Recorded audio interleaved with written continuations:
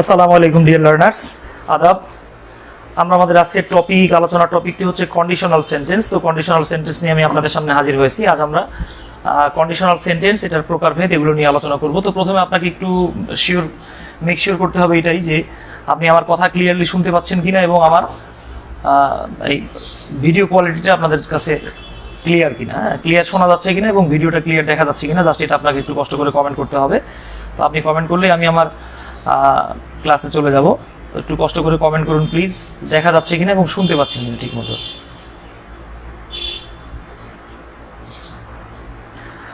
আমি নিজে মোবাইল দিয়ে চেক করে দেখতেছি সাউন্ড কোয়ালিটি। আজ আমরা কন্ডিশনাল সেন্টেন্স, এটার প্রকারভেদ, এগুলো নিয়ে আলোচনা করব। তো প্রথমে আপনাকে একটু মেক শিওর করতে হবে এটাই যে আপনি আমার কথা আমি একদম সাউন্ড কোয়ালিটি ক্লিয়ার দেখতে পাচ্ছি এবং ভিডিও কোয়ালিটিতেও আমার এখানে কোনো সমস্যা হচ্ছে না। তো আপনাদেরকে যেই কাজটা করতে হবে, আপনারা একটু খাতাটাকে খাতা না, মোবাইলটাকে আপনারা একটু ল্যান্ডস্কেপ করে নেবেন। হ্যাঁ, ল্যান্ডস্কেপ করে নেবেন মানে শোয়াই নেবেন। ভিডিও ল্যান্ডস্কেপ আমি করে রাখছি ভাই। হ্যাঁ, আমি নিজেই ভিডিও ল্যান্ডস্কেপ করে রাখছি আজকে, কারণ আমার খাতার পেজটাও ল্যান্ডস্কেপ। আমি যদি আপনাকে পোর্ট্রেটে নিই তাহলে আপনি দুই দিকে কেটে যাওয়ার জন্যই আমি এই কাজটা করেছি আর কি। তো একটু দয়া করে কমেন্ট করতে হবে। আপনারা কমেন্ট করলে আমি আমার ভিডিও শুরু করে দেবো। দীপ বসাক কমেন্ট করছেন যে ক্লিয়ার। তৌফিক সাহেব আসছেন, তিনি কমেন্ট করে নাই। শিমুল সাহেব বলতেছেন, আচ্ছা কাউসার ভাই বলতেছেন অল ক্লিয়ার, তৌফিক ভাই ক্লিয়ার। আচ্ছা ঠিক আছে, তাহলে আমরা আমাদের ক্লাসে চলে যাচ্ছি। তো আজকের ক্লাসটা খুব ইম্পর্টেন্ট একটা ক্লাস। তো সাধারণত আপনি দেখবেন, আপনি যদি অ্যাডমিশনের এক্সামগুলোতে কন্ডিশনাল সেন্টেন্স থেকে ব্যাপক হারে কোশ্চেন আসে, অনেক সময় বিসিএসসি কোশ্চেন তো মাঝে মাঝেই আসে। আর এছাড়া আপনি যদি বিশেষ করে শিক্ষক নিবন্ধনের পরীক্ষা দিতে যান, সেটা স্কুল লেভেল বলেন বা কলেজ পর্যায়ে বলেন, স্কুল লেভেলে বলেন বা কলেজ লেভেলে বলেন আর কি, যে পরীক্ষাগুলো, ওই পরীক্ষাগুলো তো আপনি দেখবেন যে অনেক সময় কন্ডিশনাল সেন্টেন্স থেকে এক্সাম থাকে আর কি। এক্সামে অনেক সময় কন্ডিশনাল সেন্টেন্স থেকে কোশ্চেন থাকেই, মিস খুব কম হয় আর কি। তো চলুন আমরা আমাদের ক্লাসে চলে যাচ্ছি। কন্ডিশনাল সেন্টেন্স, তো আমরা জানি যে কন্ডিশন শব্দের বাংলা অর্থ হচ্ছে শর্ত, এবং কন্ডিশনাল সেন্টেন্স বলতে আমরা বাঙালিরা সাধারণত ইফ যুক্ত বাক্য বলি। তো ইফ না থেকে আনলেস বা কিছু কিছু ক্ষেত্রে ইনকেস থাকলেও সেটা কন্ডিশনাল সেন্টেন্স হয়। তো আমরা একটু ভালোভাবে খেয়াল করবো। দেখেন, ইফ শব্দের অর্থ হলো যদি। ইফ যুক্ত বাক্য দ্বারা সবসময় শর্ত বা কন্ডিশন বোঝায়, এই জন্য ইফ যুক্ত বাক্যগুলোকে শর্তযুক্ত বাক্য বা কন্ডিশনাল সেন্টেন্স বলা হয়। এবার দেখেন, কন্ডিশনাল সেন্টেন্সগুলো সাধারণত 4 প্রকারের হয়। এটা খেয়াল রাখবেন, কন্ডিশনাল সেন্টেন্সগুলো সাধারণত 4 প্রকারের হয়। নাম্বার 1 হচ্ছে ফার্স্ট কন্ডিশন, এরপরে নাম্বার 2 সেকেন্ড কন্ডিশন, এরপরে নাম্বার 3 তে আমরা পাচ্ছি থার্ড কন্ডিশন, এবং নাম্বার 4 যেটা, এটা হচ্ছে জিরো কন্ডিশন। তো অনেকে যে কাজটা করে, ফার্স্ট কন্ডিশনের আগে জিরো কন্ডিশনকে নেয়। তাহলে আপনি ফার্স্ট সেকেন্ড থার্ড জিরো, অথবা zero first second third condition, এই 4টা কন্ডিশনাল সেন্টেন্স বলতে পারেন আপনি। তো কন্ডিশনাল সেন্টেন্স নিয়ে আমরা অনেকেই যারা পড়ে থাকি বিভিন্ন বই থেকে, এবং অনেক লেখকের বই বা অনেক টিচাররাও যেই কাজটা করে, কন্ডিশনাল সেন্টেন্সগুলোকে 3 ভাগে দেখায়। জিরো কন্ডিশনটা বলে না, বা জিরো কন্ডিশনটা অনেকে বললেও কন্ডিশনাল সেন্টেন্সেস ফার্স্ট সেকেন্ডে গিয়ে কিছু কিছু জায়গায় ঝামেলা করে। তো ফার্স্ট কন্ডিশনের সবচাইতে বড় যে ঝামেলাটা করে, সেটা আমি স্ট্রাকচারগুলো এখানে লিখে রেখেছি। প্রথমে আমি আপনাদেরকে স্ট্রাকচারগুলো দেখাচ্ছি, এরপর আমি আপনাদেরকে এক্সাম্পলের মাধ্যমে প্রত্যেকটা স্ট্রাকচার ক্লিয়ার করে দেবো ইনশাল্লাহ। তো আমাদের বহুলভাবে প্রচলিত আমরা যে জিনিসটা দেখে আসি, যে কন্ডিশনাল সেন্টেন্স সম্পর্কে টিচাররা আমাদেরকে যেটা বলে, খুব বিপদে পড়ে যেতে হয় আমাদের যে বিষয়টা নিয়ে, সেটা হলো অনেক স্যার বলে, যেটা আগে কি বলে জানেন, যে কন্ডিশনাল সেন্টেন্সের প্রথম অংশে, অর্থাৎ ফার্স্ট কন্ডিশনের প্রথম অংশে if plus subject plus V1 plus object, খেয়াল করুন, if plus subject plus V1 plus object, অর্থাৎ প্রেজেন্ট ইনডিফিনিট টেন্স। অনেক টিচাররা যেই বিষয়টা বলে, যেটা বলে অনেক সময় স্টুডেন্টদেরকে বিপদে ফেলে দেয়। তারা বলতেছে if plus subject plus V1 plus object, অর্থাৎ সাবজেক্ট V1 অবজেক্ট মানেই কি, আমরা জানি যে এটা প্রেজেন্ট ইনডিফিনিট টেন্স। আমরা এটাকে প্রেজেন্ট ইনডিফিনিট টেন্স হিসেবে জানি। তো একটু খেয়াল করে দেখেন, অনেক টিচার যেই কথাটা বলে, সেটা হলো প্রথম অংশে ইফযুক্ত অংশের প্রথম অংশে প্রেজেন্ট ইনডিফিনিট থাকলে পরের অংশে ফিউচার ইনডিফিনিট হয়। তো এই কথাটা যারা বলে, তারা মনে করেন চরম একদম গুরুতর পর্যায়ের ভুল বলে আপনি বলতে পারেন। কেন ভুল বলে আমি বলে দিচ্ছি, একদম 100% যে ভুল বা রং বলে তা না, কিছু কিছু জায়গায় রং করে ফেলে। হ্যাঁ, তো আমি একটু দেখাই, তাহলে বুঝতে পারবেন। ওনারা বলতেছে ইফযুক্ত অংশে প্রেজেন্ট টেন্স থাকলে পরের অংশে ফিউচার টেন্স, অর্থাৎ উইল হয়। আসলে মজার ব্যাপার হচ্ছে, উইল ছাড়া কেন বসতে পারে, মে বসতে পারে, শুড বসতে পারে, হ্যাভ টু বসতে পারে, হ্যাজ টু বসতে পারে, এরপরে V1 প্লাস অবজেক্ট বসে বা এক্সটেনশন বা বাকি অংশ বসে। তো এখন একজন শিক্ষক যখন আপনাকে বলবে বা একজন রাইটার যখন বলতেছে প্রথম অংশে প্রেজেন্ট টেন্স হলে পরের অংশটা ফিউচার হয়, তাহলে উইল লিখলে ফিউচার হবে, কিন্তু এই যে বাকি অংশগুলো এগুলো একটাও কিন্তু ফিউচার ইনডিফিনিট বোঝাচ্ছে না। তার মানে আপনাকে কেউ যদি একদম ফিক্সড করে বলে দেয় প্রথম অংশে প্রেজেন্ট টেন্স থাকলে পরের অংশে ফিউচার হবে, তাহলে আপনি শুধু এই একটা অংশে রাইট হচ্ছে আপনার can, may, should, have to, has to, এই যে 1 2 3 4 5 এই 5টা অংশে কিন্তু আপনি ভুল করে ফেলতেছেন। তার মানে বোঝা যাচ্ছে যে প্রথম অংশে প্রেজেন্ট থাকলে পরের অংশে ফিউচার হবে, এই কথা একদম 100% কারেক্ট না, কিছু কিছু ক্ষেত্রে ভুল হতে পারে। তো পরের অংশে যেটা হচ্ছে দেখেন সেকেন্ড কন্ডিশন, যেটা আমরা এইভাবে ইজিলি মনে রাখতে পারি, যদিও এটা আসলে মনে রাখার টেকনিক না। সেটা হলো গিয়ে ইফযুক্ত অংশে যখন ভার্বের 1 নাম্বার ফর্ম থাকে বা ফার্স্ট ফর্ম থাকে সেটাকে আমরা বলবো ফার্স্ট কন্ডিশন। ইফযুক্ত অংশে যখন ভার্বের সেকেন্ড ফর্ম থাকে তখন আমরা সেটাকে কি বলবো? Second condition. খেয়াল করুন, তখন আমরা সেটাকে কি বলবো? Second condition. তো সেকেন্ড কন্ডিশনে ভার্বের সেকেন্ড ফর্ম বা পাস্ট ফর্ম থাকে, তাই আমরা উইলের পাস্ট ফর্ম উড লিখবো, ক্যানের পাস্ট ফর্ম কুড লিখবো, মেয়ের পাস্ট ফর্ম মাইট লিখবো, শুডের পাস্ট ফর্ম নাই। হ্যাঁ, হ্যাভ টু বা হ্যাজ টুর পাস্ট ফর্ম হচ্ছে হ্যাড টু, বাট আমরা এখানে লিখবো না। তো আমরা সেকেন্ড কন্ডিশনে গিয়ে যেটা করতে পারি সেটা হচ্ছে উড, কুড বা মাইট প্লাস ভার্বের বেস ফর্ম প্লাস অবজেক্ট বা এক্সটেনশন বা কমপ্লিমেন্ট যেটা আসে আমরা সেটা লিখে ফেলবো। তো এখানে আমরা একটা জিনিস একটু মাথায় রাখবো, খেয়াল করেন। হ্যাঁ, এখানে আমাদেরকে মাথায় রাখতে হবে আপনি উড, কুড, মাইট যে কোনো একটা কিছু লিখতে পারেন, এটা নিয়ে কোনো সমস্যা হবে না। হ্যাঁ, তো আমরা অনেক সময় V2 ভাব বলতে যেটা বুঝি আর কি, যেমন আমি এখানে লিখতেছি দেখেন ইট, অনেকে এটাকে অ্যাড বলে, এটা উচ্চারণ হচ্ছে ইট, এরপরে দেখেন ইটেন, তাহলে ইট, এইট, ইটেন এটা হচ্ছে V1 V2 V3। তো অনেক সময় এই V1 এর জায়গায় যেটা থাকে আর কি থাকতে পারে অ্যাম, ইজ, আর। তো খেয়াল করুন অ্যাম, ইজ, আর হচ্ছে ভার্বের প্রেজেন্ট ফর্ম আর বি হচ্ছে বেস ফর্ম। এখন আপনি বলতে পারেন যে বেস ফর্ম আর প্রেজেন্ট ফর্মের মধ্যে পার্থক্যটা কি? তো একজন বলতেছে আজকে উল্টা হয়ে আছে, আসলে উল্টা হয়ে আছে না, মানে আমি যদি মানে রোটেট করে দিই সেক্ষেত্রে যেটা হবে আপনার মানে মোবাইলের মাঝখানের অংশটাতে আপনি খুব ছোট্ট একটা জায়গা নিয়ে দেখতে পাবেন আর কি। হ্যাঁ, খুব ছোট্ট একটা জায়গা নিয়ে দেখতে পাবেন যেটা নিয়ে আপনি ঝামেলায় পড়তে পারেন। তো আমি চাচ্ছি না আপনি ঝামেলায় পড়েন, এই জন্য আমি একটু রোটেট করে রাখছি আর কি। তো আপনি কষ্ট করে একটু কাট করে দেখেন, তাইলে সমস্যা হবে না ইনশাল্লাহ। তো যেটা বলতেছিলাম আমরা আর কি, দেখেন যে ইট, এইট, ইটেন এটা হচ্ছে V1, এটা হলো V1, এটা কি V2, এটা কি, এটা আপনি বুঝতে পারতেছেন V3। হ্যাঁ, তো আমরা দেখেন বি, এরপরে আমরা জানি আসলে বিটা হচ্ছে বেস ফর্ম, এটার প্রেজেন্ট ফর্ম হচ্ছে অ্যাম, ইজ, আর। পাস্ট টেন্সে আমরা পেয়েছিলাম ওয়াজ অথবা ওয়ার, এবং পাস্ট পার্টিসিপলে আমরা যেটা পাই সেটা হচ্ছে বিন। হ্যাঁ, এছাড়াও আপনি পাবেন বেস ফর্ম হচ্ছে হ্যাভ আর প্রেজেন্ট ফর্ম হচ্ছে হ্যাজ। তো আপনি বলতে পারেন ভাই বেস আর প্রেজেন্টের মধ্যে পার্থক্যটা কি? মনে রাখবেন যেটা প্রেজেন্ট ফর্ম তার সাথে আইএনজি যোগ করা যেতেও পারে, নাও যেতে পারে। যেমন দেখেন আপনি অ্যামিং, ইজিং, আরিং কখনো বলতে পারবেন না, কিন্তু বি এর সাথে আইএনজি যোগ করে বিং বলতে পারবেন, যেটার সাথে আইএনজি যোগ করা যায় সেটা হচ্ছে বেস ফর্ম। যেমন দেখেন হ্যাভিং পারবেন, কিন্তু আপনি কখনোই হ্যাজিং লিখতে পারবেন না। তো এটার পাস্ট ফর্ম বা V2 হচ্ছে হ্যাড, পাস্ট পার্টিসিপল ফর্মও হচ্ছে হ্যাড। তো দেখেন হ্যাড থাকলে যে সেটা V2 হতে পারে এবং ওয়াজ বা ওয়ার থাকলে যে V2 হতে পারে, এটা আপনাকে একটু মাথায় রাখতে হবে। হ্যাঁ, যদি মাথায় না রাখেন সেক্ষেত্রে আপনি বা আমি দুজনেই বিপদে পড়বো, এটা আমরা একটু মাথায় রাখবো আর কি। হ্যাঁ, আচ্ছা, তাহলে এখন আমরা একটু মনোযোগ দিয়ে খেয়াল করি, ইনশাল্লাহ মনোযোগ দিয়ে খেয়াল করলে বুঝতে পারবেন, সমস্যা হবে না।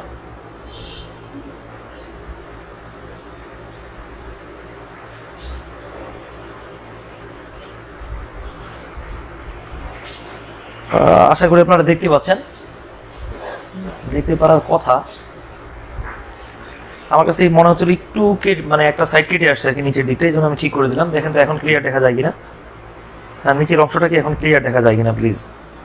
হ্যাঁ, আমি নিজেও দেখতেছি নিচের অংশটা একটু ক্লিয়ার দেখা যায় কিনা, কষ্ট করে দেখতে হবে। মানে একদম 100% জুম যদি করেন সেক্ষেত্রে দেখতে পাবেন না আর কি, 100% জুম করলে আর কি। হ্যাঁ, 100% জুম করলে দেখতে একটু কষ্ট হবে। মানে আমি তো আগে বলেছি যে আসলে ল্যান্ডস্কেপ করে নিয়েছি, স্ট্রাকচারগুলো এত বড় যে পাশাপাশি লিখলে মানে 2 লাইন পার হয়ে 3 নাম্বার লাইনে চলে যাবে। তো আপনাদেরকে মানে কষ্ট করে একটা কাজ একটু করেন, আপনি পুরোপুরি মানে একদম মানে আমি বলি আর কি। হ্যাঁ, আমি একটু দেখাই দিই, তাহলে আপনার জন্য বুঝতে সুবিধা হবে।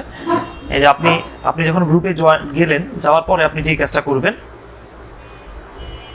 হ্যাঁ ভিডিওটাতে এই যে এইভাবে থাকলে আপনি একদম পুরো ভিডিওটা দেখতে পারবেন। হ্যাঁ, এইভাবে থাকলে পুরোটা দেখতে পারবেন, বাট আপনি যখন জুম করবেন, জুম করলে দেখেন নিচের অংশে কিছুটা কেটে যায়, জুম করলে নিচের অংশে কিছুটা কেটে যায়। হ্যাঁ, তো এই জন্য আপনি কষ্ট করে একদম 100% পারফেক্ট জুম না করে একটু নর্মালি দেখেন। এবং আজকে স্ক্রিন বড় আছে, সমস্যা হওয়ার কথা না ইনশাল্লাহ। আচ্ছা ওকে, তো যেটা আমরা বলতেছিলাম আর কি, সেকেন্ড কন্ডিশনে যেটা হবে ভার্বের সেকেন্ড ফর্ম হয়ে যাবে, আর এখানে আমরা উইলটাকে উড, ক্যানটাকে কুড, মেটাকে মাইট বানাবো, আর বাকি মডেলগুলোকে চেঞ্জ করতে হবে না, বাকি সব সেম। এটাকে আমরা বলবো সেকেন্ড কন্ডিশন। হ্যাঁ, এটাকে আমরা কি বলবো, সেকেন্ড কন্ডিশন বলবো। এখানে যে ভি2 থাকবে তা না, এখানে দেখেন এখানে যে সব ওয়ারও থাকতে পারে, আবার হ্যাডও থাকতে পারে, হ্যাঁ ভি2 ক্ষেত্রে। তাহলে সেকেন্ড কন্ডিশন শেষ। এবার আমরা একটা কন্ডিশন পাচ্ছি, হ্যাঁ আমরা এইবার একটা কন্ডিশন পাচ্ছি, এটার নাম হচ্ছে থার্ড কন্ডিশন, 3 নম্বরে যেটা, সেটা হচ্ছে if plus subject plus had plus ভি3 প্লাস অবজেক্ট। দেখেন if plus subject plus had plus ভি3 প্লাস অবজেক্ট, এরপরে আমরা যেটা পাবো সেটা হচ্ছে সাবজেক্ট প্লাস উড অথবা কুড অথবা মাইট, উড কুড মাইট যে কোনো একটা লিখতে পারবেন। এরপর আপনাকে এক্সট্রা ভাবে লিখতে হবে হ্যাভ প্লাস ভি3, এরপর আমরা লিখবো অবজেক্ট, যেটা হচ্ছে থার্ড কন্ডিশন। এখানে খেয়াল করে দেখেন, আমরা অনেক সময় ইনভার্সন, আপনারা চাইলে আমার ইউটিউবের প্লে লিস্টে গিয়ে ইনভার্সনের প্লে লিস্টে গিয়ে এটা দেখে নিতে পারেন, যে অনেক সময় দেখা গেছে কন্ডিশনাল সেন্টেন্সের ইফটাকে উঠিয়ে দেওয়া হয়, দিয়ে আপনার হ্যাডটাকে সামনে আনা হয়, হ্যাঁ আনলে এটাকে ইনভার্সন বলা হয়। সাধারণত আমরা এই কাজটা কখন করে থাকি, এটা ফর্মালিটি বা মোর ফর্মাল বানানোর জন্য আমরা এই কাজটা করে থাকি। তো এখানে যেটা হচ্ছে, আমি আবারও বলি, দেখেন সেকেন্ড কন্ডিশনে আমরা ভি2 পেয়েছিলাম, কিন্তু থার্ড কন্ডিশনে যেটা সেটা হচ্ছে সাবজেক্ট প্লাস হ্যাড, এক্সট্রা ভাবে আমাদের হ্যাড এসেছে, তারপরে ভার্বের থার্ড ফর্ম প্লাস অবজেক্ট, এরপরে উড কুড মাইট আমরা এটা সেম সেকেন্ড কন্ডিশনের মতো রাখবো, বাট এরপর আপনাকে বা আমাকে হ্যাভ প্লাস ভি3 যোগ করতে হবে। হ্যাঁ, তো এটাকে আমরা আরেকটা ভাবে করতে পারি, যেটা বললাম যে আপনি ইফটাকে তুলে দিয়ে হ্যাডটাকে সামনে আনতে পারেন, তো সেক্ষেত্রে এটা একটু মোর ফর্মাল হবে আর কি। এরপরে 4 নম্বরে আমরা যেটা পাচ্ছি, দেখেন if plus subject plus were plus object. তো ওয়ার না বলে আপনি কিন্তু, মজার ব্যাপার হচ্ছে, এটাকে ভি2 বলতে পারেন, খেয়াল করুন, এটাকে আপনি ওয়ার না বলে বলতে পারেন এটা ভি2। তো আমি আবার একটু আপনাদেরকে দেখায় দিই, এই যে আমি যখন আপনাদেরকে সেকেন্ড কন্ডিশনটা দেখিয়েছিলাম, তখন আমরা দেখলাম subject plus V two plus object থাকলে would could might plus V one হয়। খেয়াল করুন, উড কুড অথবা মাইট প্লাস ভি1 হয়।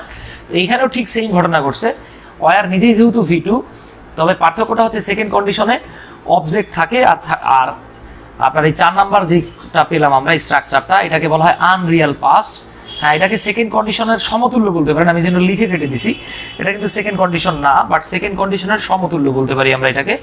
তো এইখানে যেটা বসবে সেটা হচ্ছে কমপ্লিমেন্ট। আপনারা কমপ্লিমেন্ট সম্পর্কে জানেন, আমি আপনাদেরকে ক্লাসে শিখিয়েছি, আপনাদের এই অনলাইনের পেইড কোর্সের ক্লাসে আমি শিখিয়েছি। এছাড়া আপনি যদি জানতে চান, তাহলে সেক্ষেত্রে আপনার যে কাজটা করতে হবে, আপনি আমার চ্যানেলে গিয়ে, আনলক ইংলিশ উইথ সুমন চ্যানেলটাতে গিয়ে আপনাকে কষ্ট করে কমপ্লিমেন্ট এবং অবজেক্টের পার্থক্যটা দেখে নিলে ক্লিয়ার হয়ে যাবে। তো এরপর আমি একটু বলে দিই যে এই ভার্বের আগের অংশ এবং পরের অংশ যখন একে অপরকে নির্দেশ করে, তখন আমরা জানি যে পরের অংশটা কি হয়, একটা কমপ্লিমেন্ট হয়ে যায়। এক্ষেত্রে সেকেন্ড কন্ডিশনের মতোই দেখেন পরের স্ট্রাকচারটা, তাই আমরা এটাকে বলতে পারি এটা সেকেন্ড কন্ডিশনের সমতুল্য। তবে এটাকে বলা হয় আনরিয়াল পাস্ট বা কাল্পনিক অতীত, কেউ এটাকে ইমাজিনারি পাস্টও বলে থাকে। হ্যাঁ, এটাকে কেউ কি বলে, ইমাজিনারি পাস্ট। হ্যাঁ, ইমাজিনারি পাস্ট মানে হচ্ছে আপনার কাল্পনিক অতীত, কাল্পনিক অতীত। আচ্ছা, এরপর আমরা 5 নাম্বার একটা কন্ডিশনে আসছি, দেখেন ইফ প্লাস সাবজেক্ট প্লাস ভি1 প্লাস অবজেক্ট, সাবজেক্ট প্লাস ভি1 প্লাস অবজেক্ট, অর্থাৎ এখানেও প্রেজেন্ট ইনডিফিনিট। আমি যদি সংক্ষেপে লিখে দিই, একটু খেয়াল করেন, এটা হচ্ছে প্রেজেন্ট ইনডিফিনিট, এবং এই যে আমরা এখানে দেখতে পাচ্ছি এটাও হচ্ছে প্রেজেন্ট ইনডিফিনিট। তো আমরা যখন দেখব দুইটাই প্রেজেন্ট ইনডিফিনিট হচ্ছে, খেয়াল করুন, আগে এবং পরে দুই দিকেই যখন প্রেজেন্ট ইনডিফিনিট হচ্ছে, তখন এটাকে বলা হয় জিরো কন্ডিশন। এটা সাধারণত চিরন্তন সত্য বা বৈজ্ঞানিক কোনো কাজকর্ম বা যন্ত্রপাতি যখন আমরা দেখাতে যাই, তখন আমরা এই সেকেন্ড কন্ডিশন তখন আমরা এই জিরো কন্ডিশনটাকে ব্যবহার করি। তো আমি এখন আপনাকে একে একে যদি স্ট্রাকচারগুলো দেখাই, তাহলে আপনি সেন্টেন্সগুলো যেভাবে পাবেন। তো আমি আপনাদেরকে ফার্স্ট পেজটা একটু ভাঁজ করে দেখাই দিই। আমি যদি আপনাদেরকে একটু দেখাই, তাহলে আপনারা একদম ক্লিয়ারলি বুঝতে পারবেন ইনশাল্লাহ, সমস্যা হওয়ার প্রশ্নই আসে না। তো একটু খেয়াল করেন, আমি এটাকে একটু ভাঁজ করে দিচ্ছি, আমি এটাকে একটু ভাঁজ করে দিলাম, যাতে আপনাদের দেখতে মানে একসাথে স্ট্রাকচার প্লাস এক্সাম্পলটা দেখতে পারেন, আমি এই জন্য এটাকে ভাঁজ করে দিলাম। হ্যাঁ, আচ্ছা, তো একটু খেয়াল করেন, আমরা প্রথমে দেখছিলাম ইফ প্লাস সাবজেক্ট প্লাস ভি1 প্লাস অবজেক্ট, এরপরে আপনি will, can, may, should, would, যে কোনো কিছু লিখতে পারবেন। তো আমি এখানে একটা এক্সাম্পল লিখে রেখেছি, দেখেন 1 number, if Rupa phones me, যদি রূপা আমাকে ফোন করে, তাহলে এখানে আমরা দেখতে পাচ্ছি রূপা হলো সাবজেক্ট, এরপরে ফোনস হচ্ছে ভি1, এরপরে মি হচ্ছে অবজেক্ট, তার সাথে একটা এস যোগ আছে থার্ড পারসন সিঙ্গুলার নাম্বার হওয়ার কারণে। ইফ রূপা ফোনস মি, রূপা যদি আমাকে ফোন করে, সেক্ষেত্রে সাবজেক্ট প্লাস উইল অথবা ক্যান অথবা মে অথবা শুড অথবা হ্যাভ টু অথবা হ্যাজ টু প্লাস আমরা ভি1 লিখবো। আমরা এখানে বলতে পারি, দেখেন আই উইল অথবা আই ক্যান অথবা আই মে অথবা আই শুড অথবা I have to talk to হার। তাহলে দেখেন ইফ রূপা ফোনস মি, এখানে আমি ভুলে সে লিখে ফেলছি, এটা আসলে আপনাকে রূপা লিখতে হবে, বাংলায় সে লিখে ফেলছি। তাহলে এখানে যেটা হবে আর কি, যদি রূপা আমাকে ফোন করে, আমি যদি উইল দিয়ে বলি, তাহলে বাংলা আসতেছে I will talk to her, আমি তার সাথে কথা বলবো। আমি যদি ক্যান দিয়ে বলি, I can talk to her, আমি তার সাথে কথা বলতে পারি। মেয়ে দিয়ে সম্ভাবনা বোঝায়, আমি তার সাথে কথা বলতেও পারি নাও বলতে পারি। হ্যাঁ, এরপরে দেখেন শুড, যদি রূপা আমাকে ফোন করে আই শুড টক টু হার, আমার তার সাথে কথা বলা উচিত।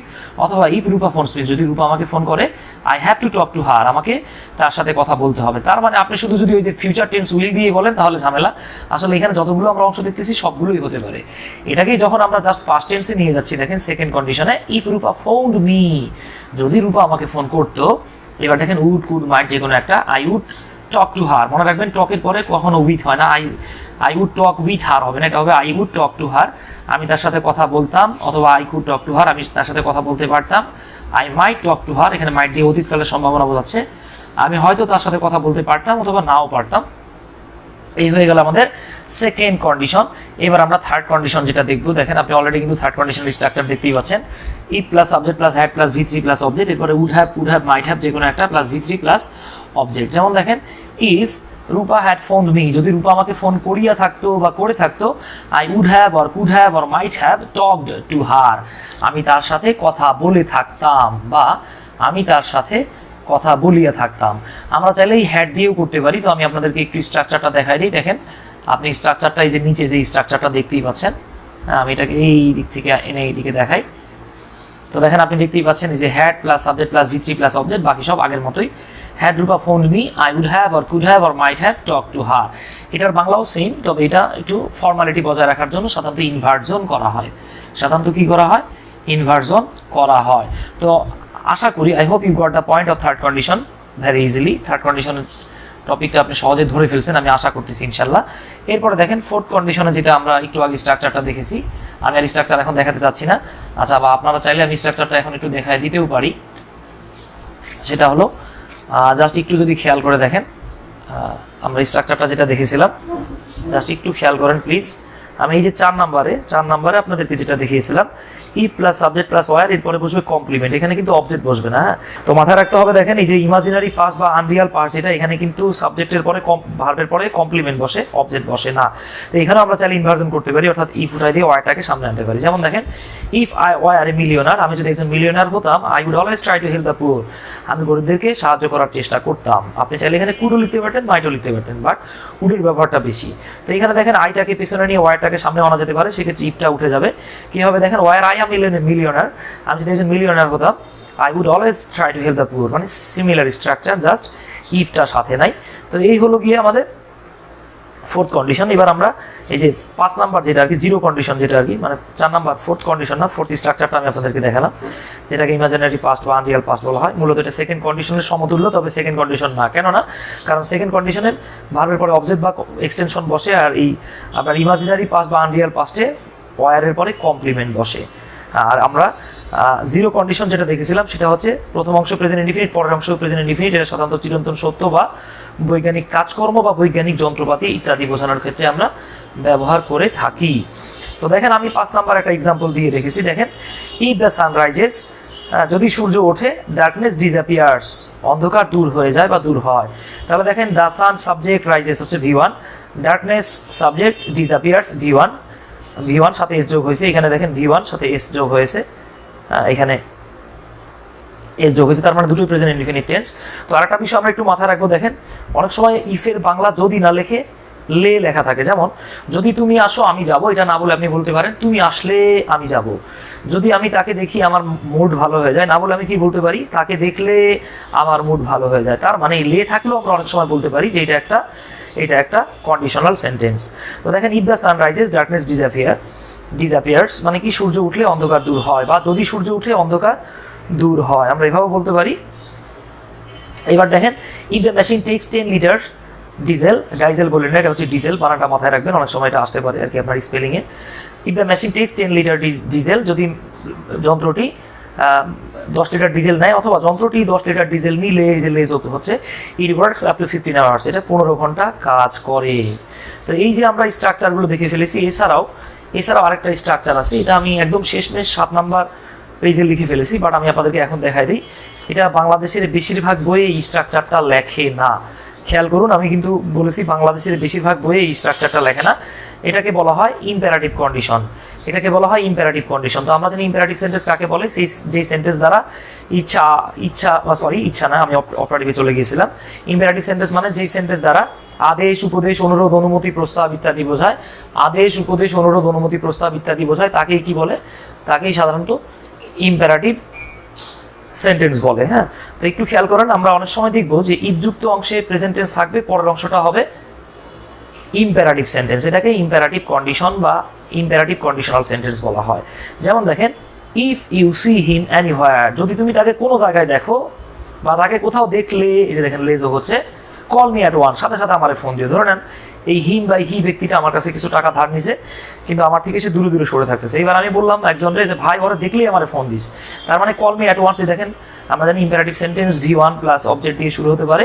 নেগেটিভ হলে সেটা অ্যাফার্মেটিভ নেগেটিভ যেটাই বলে না কেন, ডোন্ট প্লাস V1 প্লাস অবজেক্টও হতে পারে। আরও অনেক স্ট্রাকচার আছে, আমি এটা লিখলাম না। এবার 2 নম্বরে দেখেন, don't give him a single Penney, তাকে 1 পয়সাও দিও না।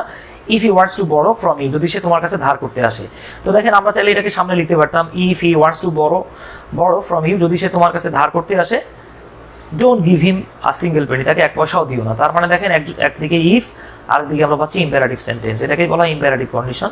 3 নম্বর দেখেন, don't touch my phone if it Rings, যদি আমার ফোনে রিং বেজে উঠে বা বেজে উঠলে আমার এই ফোনটাকে তুমি ধরো না। ঠিক আছে, তো আমরা ইনশাল্লাহ এটা পারবো, এটাতে সমস্যা হওয়ার কথা না, একটু মাথায় রাখবেন। এখন আমি 7 নম্বর পেজটা আপনাদেরকে দেখিয়ে ফেলেছি। এখন আমরা যেই কাজটা করব, এখন আমরা কিছু বোর্ড কোশ্চেন এখানে দিয়ে রেখেছি, বোর্ড কোশ্চেন না, বিভিন্ন জায়গায় মানে কন্ডিশনাল সেন্টেন্স নিয়ে অনেক এক্সাম এসেছিল, এই এক্সামগুলো রিলেটেড আমি কিছু কোশ্চেন দিয়ে রেখেছি, তো আপনারা একটু দেখলেই পারবেন ইনশাল্লাহ। তো দেখেন, if you dash you would have pass, তো আমরা দেখতেছি ইউ উড হ্যাভ, তো আমরা জানি would plus have plus V3 থাকলে সেটা থার্ড কন্ডিশন হয়, সেক্ষেত্রে ই plus subject plus had plus V3 লাগে। তাহলে কারেন্ট আছে এটা হচ্ছে না, কুড নট আছে হচ্ছে না, ডিড নট আছে হচ্ছে না, আমাদের থার্ড কন্ডিশনে হ্যাড লাগবে। তাহলে অপশনটা কি হচ্ছে দেখেন, if you had not made their mistake, যদি তুমি সেই ভুলটা না করতে, you would have pass the test, তুমি পরীক্ষায় পাস করতে।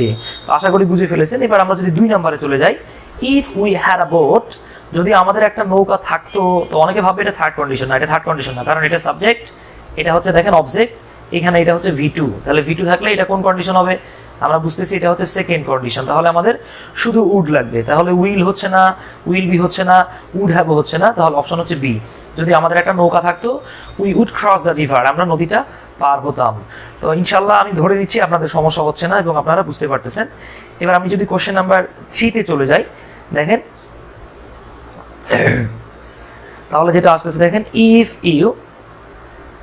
You dash to learn a musical instrument, যদি তুমি মানে যাই হোক কিছু একটা, ইউ হ্যাভ টু, তো দেখেন এই যে দেখেন হ্যাভ টু চলে আসছে। তো আমি বলেছিলাম ফার্স্ট কন্ডিশনে হ্যাভ টু আসে, এটা আশা করি বুঝছেন। তো যে স্যার আপনাকে পড়াচ্ছে, যে স্যার আপনাকে কি পড়াচ্ছেন, যে ফিউচার ইনডিফিনিট টেন্স থাকলে ফার্স্ট কন্ডিশন হয়, আপনারা পাস দিয়ে দিছে, কারণ আপনি দেখেন অলরেডি এখানে বুঝতে পারতেছেন যে হ্যাভ টু আছে, তার মানে কি ফার্স্ট কন্ডিশন হবে। তাহলে if you want to, wanted হবে না, উড ওয়ান্ট হবে না, হ্যাভ ওয়ান্টেড হবে না।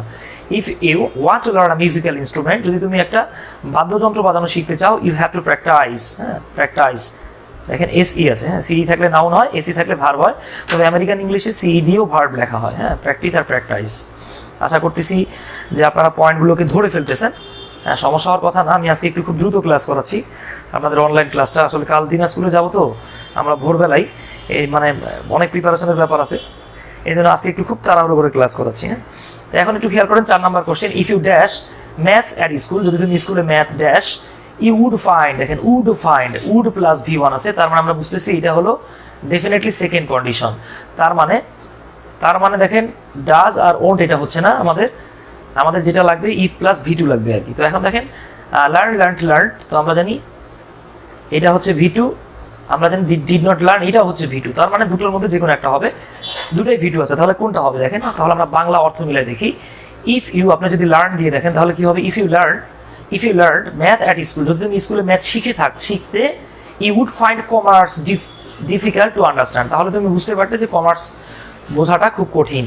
আচ্ছা দেখেন এটা কি জীবনে মানে যোগ্য একটা বাক্য হলো, বাক্যের যোগ্যতার অভাব হলো কিনা? এখানে বলা আছে তুমি যদি স্কুলে ম্যাথ শিখে আসতে তাহলে তোমার কাছে কমার্স কঠিন লাগতো, নাকি আমরা বলবো if you did not learn maths at school, যদি তুমি স্কুলে ম্যাথ না শিখতে তাহলে তোমার কাছে কমার্স কঠিন লাগতো। তার মানে এটা আমরা লিখতে পারতেছি না, নেগেটিভ আমাদেরকে আনতে হচ্ছে। তো আশা করি আপনি বুঝে ফেলছেন। এবার দেখেন ওয়েল মানে তেল আর কি, dash if you pour it on water. তাহলে দেখেন এটা চিরন্তন সত্য আমরা বুঝতেই পারতেছি যে oil third person singular number, ভার্বের সাথে এস যোগ করতে হবে। অয়েল ফ্লোটস মানে তেল ভেসে থাকে, পানিতে ভেসে থাকে বা ভাসে। If you pour it on water, যদি তুমি পানিতে তেল ঢেলে দাও তাহলে এটা ভেসে থাকে, অথবা তুমি পানিতে তেল ঢাললে এটা ভেসে থাকে। তো আশা করি বুঝতে পারতেছেন এটা কোন কন্ডিশন, জিরো কন্ডিশন। হ্যাঁ, এটা জিরো কন্ডিশন। আচ্ছা, এবার দেখেন ইফ আই হ্যাডন্ট ওভারস্লিপড, হ্যাঁ ওভারস্লিপ, তার মানে হ্যাড প্লাস ভিত্রি আছে, এটাও কি হবে থার্ড কন্ডিশন। তাহলে থার্ড কন্ডিশনে would have, could have, might have হয়, তাহলে এটা উইল বি হবে না, উইল হ্যাভ হবে না, উড হ্যাভ আছে, আমরা বুঝতে পারতেছি। If I had not overslept, আমি যদি বেশি ঘুমিয়ে না থাকতাম তাহলে I would have been on time, তাহলে আমি সময় মতো থাকতে পারতাম। এবারে question number 7, lucky 7, if I had known you are coming, যদি আমি জানতাম যে তুমি আসতেছিলে, এই দেখেন হ্যাড প্লাস নোন, তার মানে এটাও থার্ড কন্ডিশন। তাহলে আমার আর এক্সট্রাভাবে ব্যাখ্যা দেওয়ার দরকার নাই, আপনি বুঝতে পারতেছেন। If I had known you are coming, যদি আমি জানতাম যে তুমি আসতেছিলে, I would have baked a cake, আমি একটা কেক বেক করে রাখতাম, হ্যাঁ, বা আমি একটা কেক রান্না করে রাখতাম। তো 7 নম্বর কোশ্চেন ইনশাল্লাহ আপনি বুঝে ফেলবেন, আপনার প্রবলেম হওয়ার কথা না, ইনশাল্লাহ হবেও না, ঠিক আছে। তা আমি এখন 8 নম্বর কোশ্চেনে চলে যাচ্ছি, একটু খেয়াল করেন প্লিজ। আমি এখন 8 নম্বর কোশ্চেনে যাচ্ছি। 8 নম্বর কোশ্চেনটা কি, হ্যাড আই হার্ড, এই যে দেখেন হ্যাড আই হার্ড, ভি3 আছে, হ্যাড আছে, তো এটা ওই যে আমরা বললাম ইনভার্সনের থার্ড কন্ডিশন। তাহলে কি হবে, এই যে উড হ্যাভ, হ্যাঁ would have taken an umbrella. If I heard a weather report, যদি আমি আবহাওয়া সংবাদটা শুনতাম তাহলে I would have taken an umbrella, আমি একটা আমব্রেলা বা ছাতা নিতাম। এটা দেখেন এই যে বি ইউনিট, ঢাকা ইউনিভার্সিটি 16-17 এসেছিল। আই উইশ, এটা আপনারা জানেন যে কন্ডিশনের মধ্যে পড়ে না, আবার অনেকে ওইটাকে কন্ডিশনের মধ্যে ধরেও।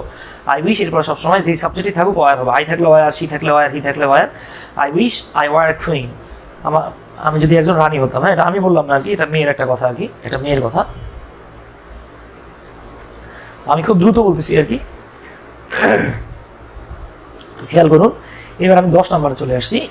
If I had known you are in my town, যদি আমি জানতাম যে তুমি আমার টাউনে ছিলে, দেখেন থার্ড কন্ডিশন, তাহলে কি হবে যে same, I would have gone to visit you, আমি তোমাকে দেখতে যেতাম। এই যে এটা জানবো না কিন্তু এটা JNU, জগন্নাথ ইউনিভার্সিটি, 16-17 এসেছিল, বি ইউনিট। এবার আমরা 36 BCS এর একটা কোশ্চেন দেখবো। দেখেন this could have worked if, তো দেখেন ইফযুক্ত অংশে কি থাকলে পরের অংশে would have, could have, might have হয়, আমরা এটা জানি থার্ড কন্ডিশনে গিয়ে, তাহলে হ্যাড প্লাস ভি3 হতে হবে। তাহলে দেখেন এখানে হ্যাড আর বিন কিন্তু নিজেই ওই যে বি এর ভি3, তার মানে দেখেন এটা হচ্ছে ভি3 আর এটা হচ্ছে হ্যাড।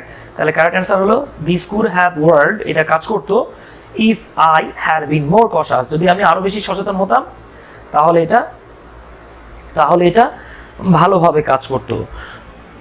তো আমার সেকেন্ড ব্যাচের প্রিয় ছাত্রছাত্রী ভাই এবং বোনেরা, তো আজকের ক্লাসটা আমি আসলে মানে গতানুগতিক জানি, আপনারা দেখতে পাচ্ছেন এবং 2-1 কমেন্টও করছেন, আমি আজকে একটু দ্রুত ক্লাসটা নিয়েছি আর কি। হ্যাঁ, আমি আজকে একটু দ্রুত ক্লাসটা নিয়েছি, এটা খুব কমন টপিক, বাট এটা থেকে ব্যাপক কোশ্চেন আসে। তো আপনারা এটা একটু ভালোভাবে দেখে রাখবেন, আমি নেক্সট ক্লাসে আপনাদেরকে গুগল ফর্মে আপনাদের গ্রুপে কোশ্চেন দিয়ে দেবো। তো আমি শীঘ্রই 4th ব্যাচ শুরু করতে যাচ্ছি, হ্যাঁ ঈদের পরপরই 4th ব্যাচ শুরু করবো। আপনাদের যদি কোনো ছোটো ভাই বোন থাকে, আপনাদের সমস্যা না হলে আপনি একটু রেফার করতে পারেন। তো আপনারা ভালো থাকবেন, সুস্থ থাকবেন, ইনশাল্লাহ নেক্সট ক্লাসে নতুন টপিক নিয়ে আপনাদের সাথে হাজির হব। নেক্সট ক্লাসে আমরা সম্ভবত ভার্ব ইন ডিটেল নিয়ে আলোচনা করব, যেখানে ভার্বের A to Z plus gerund এবং প্রেজেন্ট পার্টিসিপলকে আপনি কাপায় এবং কোপায় শেষ করতে পারবেন। তো ভালো থাকবেন, সুস্থ থাকবেন, আসসালামু আলাইকুম, আদাব, আল্লাহ হাফিজ।